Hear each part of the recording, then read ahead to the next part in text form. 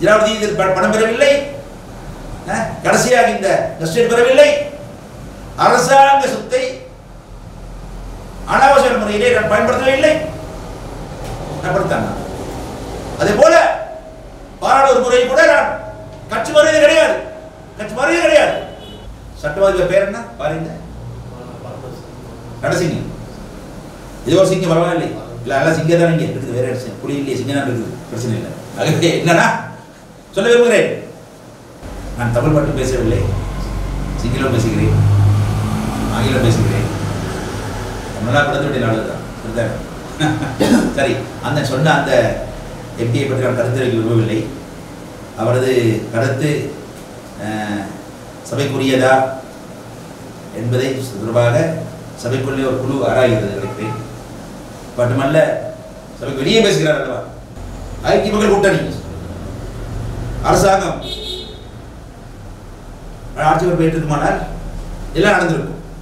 எல்லாம் மனசு வச்சுக்கிறாங்க. இதுக்கு முன்னாடி இருந்த அரசாங்கம் என்பது ரணில் விக்ரமசிங்க அரசாங்கம், அதுக்கு முன்னாடி இருந்தது கோட்டாபய ராஜபக்ச அரசாங்கம், அதுக்கு முன்னாடி இருந்தது ராஜபக்ச அரசாங்கம், மைத்திரிபால அரசாங்கம், சைப்ரபாத் தலைமையிலே ஐக்கிய கூட்டணி அரசாங்கம் உருவாகவே இல்லை. உருவாகாமல் நாங்கள் கருத்துக்களை இப்படித்தான் இப்படி முகமாக சொல்லக்கூடாது. இன்றைய பட்டியலை விட பல கட்டிகள் வந்திருக்கும். அது மட்டும் இந்த பட்டியல் சார்பாக குரங்கள் எங்கள் வெளியாக இருந்தன, எனக்கு தெரியும். அதில் பட்டியலாக பலப்பட்டு வாசிச்சாங்க. ஆகவே இன்று ஐக்கிய மக்கள் கூட்டணிக்குள் இருக்கும் எந்த ஒரு எம்பியும் இந்த பட்டியலிலே பணம் வாங்குகிறார்கள் தெரியவில்லை. ஆகவே அதை நாங்கள் கூற வேண்டும். நான் பேசிக்கொண்டது எதிர்கட்சியில் இருந்து எனக்கு முன்னாலே தினேஷ் குணவர்தன் பிரதமர் அமர்ந்திருந்தார், ரமேஷ் பத்ரன் அமர்ந்திருந்தார், இன்னொரு பதில் குணவர்தன் அமர்ந்திருந்தார். கேட்டேன், உங்களுக்கு இடி 10 ரூபாய் வீடு எரிஞ்சது தானே? ஆமாம், தலை முன்பு தலையாடினாங்க. மனவரத்தை தெரிந்து கொள்ள விரும்புகிறேன், நான் கவலைப்படுகிறேன், ஒருபோதும் ஏற்றுக்கொள்ளவில்லை. நீங்கள் ஆளுங்கட்சி நான் எதிர்கட்சி இருந்தாலும் கூட உங்களுக்கு ஏற்பட்ட இந்த வன்முறை நான் அங்கீகரிக்க மாட்டேன்னு சொன்னேன். ஆனால் 83 வருஷத்துல எங்கள் வீடு எவ்வளவு கார்டன்ஸ் எரிக்கப்பட்டது, எங்கள் வாகனங்கள் எரிக்கப்பட்டது, என் நண்பர்களின் உறவினர்களின் வீடுகள் எரிக்கப்பட்டது. எரிக்கப்பட்டு மட்டுமல்ல, எவ்வளவு வீதியிலே ஒரு வாகனம் எரிக்கப்பட்ட பொழுது அதில் வெளியே தப்பியோடைய ஒரு தாயோர் கையிலிருந்து குழந்தையை படித்து குழந்தை வீசுறாங்க. கண்ணால பார்த்தேன். வணக்கம். நேற்று சட்டமா அதிபர் திணைக்களத்துக்கு முன்னாலே எதிரிலே ஊடகவியலாளர்களும் மற்றும் சமூக செயற்பாட்டாளர்களும் ஒரு ஆர்ப்பாட்டத்தை நண்பர் லசந்த விக்ரமதுங்க அவர்களது கொலை சந்தேக நபர்களை சட்டமா அதிபர் விடுவிக்க வேண்டும் என்று சொல்லிய காரணத்தை முன்னிட்டு நடத்தினார்கள். அந்த ஆர்ப்பாட்டத்துக்கு பிரபல ஊடகவியலாளர் பத்திரிகை ஆசிரியை மண்டனா ஸ்மைல் அபவிக்ரம அவர்களது அழைப்பு பேரில் நான் போனேன், அழைத்தார் போனேன். அதே போல அங்கே இந்த ஆர்ப்பாட்டத்தை ஏற்பாடு செய்திருந்த பிரபல மனதின போராளி செயற்பாட்டாளர் சகோதரர் தரிந்து ஜெயவர்தன அவர்களிடம் இதை பற்றி நான் உரையாடி இருக்கிறேன். அவர்கள் நன்றாக தெரியும். இன்று காலை நேற்று மாலையும் தரிந்துடன் தொடர்பு கொண்டு எனக்கு அங்கே ஏற்பட்ட அசௌகரியம் தொடர்பாக வருத்தம் தெரிவித்தார். ஜன செயற்பாட்டாளரிடம் எடுத்து உறுதியாக கூறினார். அங்கே வந்தது பலருக்கு தெரியும், அறிந்தவர்கள் புரிந்தவர்கள். ஒரு சில சிறுவர்கள் இருக்கிறார்கள், அரை வேக்காடு சிறுவர்கள் இருக்கிறார்கள். இந்த அரை வேக்காடுகளுக்கு எங்கள் வரலாறு தெரியாது.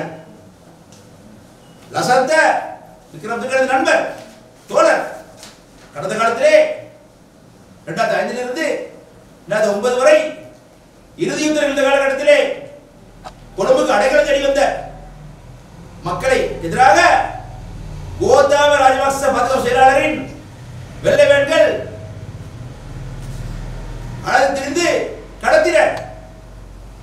கடத்தப்பட்ட பலர் கொல்லப்பட்டார்கள், வகைதொகை செய்யப்பட்டார்கள். அதிகாலையிலே 4-3 மணிக்கு சுற்றுவளைப்பு நடத்தப்பட்டு எங்கள் பெண்கள் இரவு உடையினரை அழைத்து செல்லப்பட்டு மாஜாரத்தில் நிறுத்தப்பட்டு அவமானப்படுத்தப்பட்டார்கள்.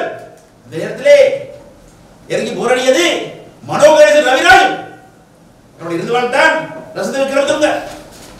தவிர விக்ரமா கருணாகரன் தோழர் அவருடைய மகேந்திரன் இருந்தார், நடா இருந்தார், சிறிது ஜாசூரிய, பிரியாண்ட குடரட்ன, பெட்டோ பெர்னாண்டோ, விமல்கோ பெர்னாண்டோ, பிரடி நேற்று அங்கே நேற்று ஆர்ப்பாட்டத்தில் இருந்தார், அவர் பேசிக் கொண்டிருந்தார். புசல் பெரரா போன்ற இருந்தார்கள். இந்த வரலாறு இத்தகைய சிறுவர்கள், அரை வேக்காடு சிறுவர்கள் என்னை பார்த்து நான் அரசியலாவத்தில் வந்து என்று சொன்னார்கள். அழைத்த வந்தேன்ப்பா, வந்து கூட்டத்துக்கு வந்து பேசி அரசியலா பெரும்பாலும் எல்லாம் போய்விட்டது, தேவையில்லை எனக்கு. அதெல்லாம் மக்கள் கொடுத்து விட்டாலும் சரி, கொல்ல விட்டாலும் சரி, இதெல்லாம் வரலாறு. வரலாறு அழைக்க முடியாது, அழிக்க முடியாது, ஒழிக்க முடியாது. அதோட புரிந்து கொள்ள வேண்டும். ஆகவே அன்றைய காலகட்டத்திலே நாங்கள் புரடை பொழுதுதான் எங்கள் துணையாக இருந்தவர் தான் விக்ரமசிங்க. இது இங்கே கடவுள மருத்துவமனையிலே கொல்லப்பட்ட பொழுது அங்கே முதல் ஓடி போனவர் நான் தான். போட நன்றி, யாரும் திருமணி இல்லை. கொடுங்கோலான காலம். இன்றைய வீரர்கள், சமூக செயல்பாட்டாளர்கள், எண்ணி நகையாடுவர்கள் இவர்கள் இல்லை, எல்லாம் ஓடி கொடுத்து விட்டார்கள். தலைவர்கள் வந்து விட்டார்கள், தொற்றர்கள் வந்து விட்டார்கள். நான் தான் அங்கே இருந்தேன். அது கண்ட பொழுது ரசத்தை தூக்கி வந்தார்கள். வந்த பொழுது அவர் தலை பிளந்து மூளை வெள்ளையாக வெளியே கொட்டி கொண்டிருந்தது. இன்று போல அந்த காட்சி நம் கண்களிலே இருக்கிறது. அது ரசத்துக்கு எனக்கு தொடர்பு. ஆகவே எங்கள் சிறுபிள்ளை அடைக்க வேண்டாம், சிறுவர்கள், அறவேற்காடு சிறுவர்கள், சிறுவர்கள் அடைக்க வேண்டாம் என்று கூறி விடுகிறேன். மட்டுமல்ல, இன்று அன்றைய பார்த்த அந்த இடத்திலே அறகலை வாங்க ஜெயவா என்ற கோஷம் எழுதியது. அறகலை என்றால் தெரியும் உங்களுக்கு, சில இடங்களுக்கு முன்னாடி கொண்டு நடந்தது. இந்த அறகலை எங்கே இருக்கிறது தெரியவில்லை. பார்த்தால் அறகலை மூலமாக பெரும் லாபம் சம்பாதித்த முதல் நபர் தான் ரணில் விக்ரமசிங்கே. ஓட்ட ஓடிவிட ஜனாதிபதியானார். முதல் லாபம் அவருக்கு தான். அடுத்து யாருக்கு? ஏகேடி அவர் தான் இன்று 150 பேருடன் அறகலை பயன்படுத்தி வந்து ஆட்சி அமைத்து விட்டார், அமைத்து விட்டார்.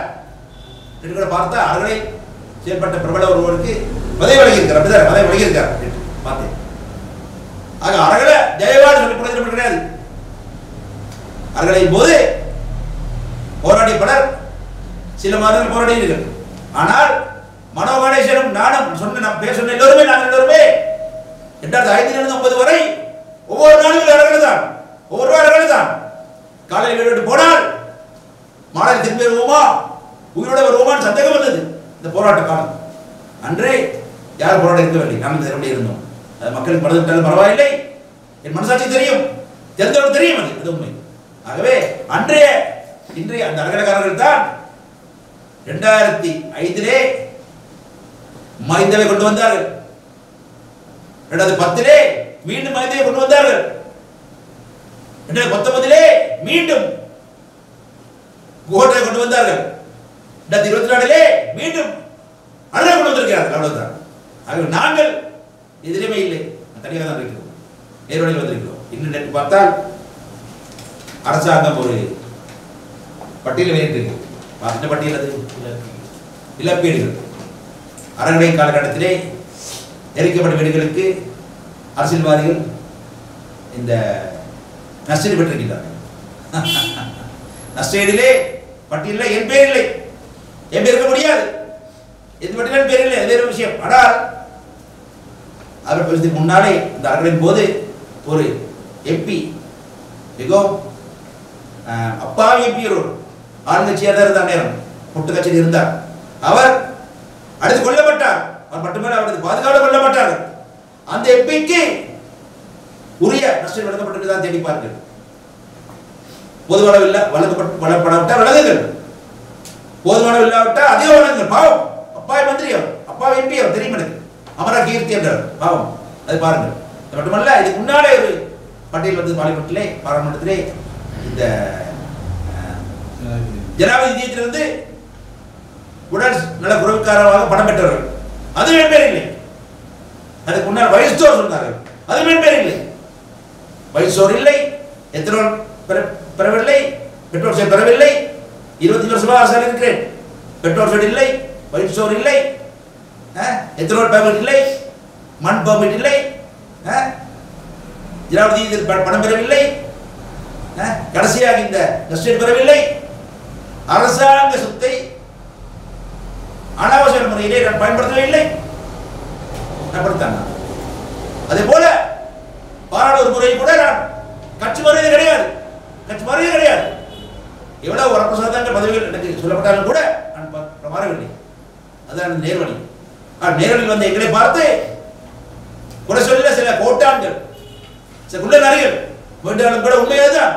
நான் சொன்னது உண்மை, வரலாறுகள் இருக்கிறது. ஆகவே அந்த வரலாறை புரிந்து கொண்டு மக்கள் எங்களை வருவார்கள் தெரியும் எனக்கு.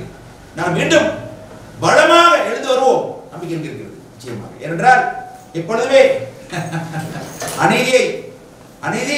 நீதியை அடித்து முடியாது, ஒழித்து வைக்கலாம், ஒழுக்க முடியாது, ஒழுக்க முடியாது உண்மை. ஆகவே நிச்சயமாக எழுந்து வருவோம் நிச்சயமாக கூறிக்கொண்டு விடைபெறுகிறேன். கேள்வி தெரியும் போல் அசந்த ஊடகவியல் திணைக்களத்தில் ஒரு கடிதம் வெளியிடப்பட்டிருக்கிறது. அது சம்பந்தப்பட்ட சந்தேக நபர்கள் விடுவிக்கப்படலாம் அப்படின்னு. இந்த கடிதம் தொடர்பாக உங்களுடைய கருத்து என்ன? காரணம் ஜனாதிபதி கூட சட்டமன்றத்தில் சந்திச்சு சொல்லியிருக்காரு, பேசுகிறேன். ஜனாதிபதி அவர்கள் இந்த அடுத்த காரணமாக தான் வேறு வழி இல்லாமல் சட்டவாதிகளை அழைத்து பேசியிருக்கின்றார். சட்டவாதிகள் உடனடியாக பதவி விலக்கப்பட வேண்டும் என்று கேட்க விரும்புகிறேன். நேற்று அங்கே இருந்தால் சொல்லியிருப்பாங்க, சொன்னாங்க, நான் சொல்றேன் நடந்திருக்கணும். அது மட்டுமல்ல, சட்டமாதிபர் மட்டும் புரிந்து கொள்ள வேண்டும். இந்த அரசாங்கம் இத்தகைய ஊடகவியலாளர்கள் மீது கொலை குற்றச்சாட்டு சாட்டப்பட்டவர்கள், அந்த கொலை குற்றங்கள் அது மட்டுமல்ல, சிவராம் மற்றும் பலர் இருக்கிறார்கள். அதே போல அரசியல்வாதி இருக்கிறார்கள், நடராஜ் ரவிராஜ் போன்ற இருக்கிறார்கள், பலர் இருக்கிறார்கள். எல்லா கொலையும் கண்டுபிடிப்பதை சொல்லி வந்தார்கள். ஆக அவர்கள் செய்ய வேண்டும். அது செய்யாமல் குற்றச்சாட்டுவாளர்கள் விடுதலை செய்வது என்பது எடுக்க முடியாது. அடுத்த கவர்மெண்ட் சந்தேகம் வருகிறது எங்களுக்கு.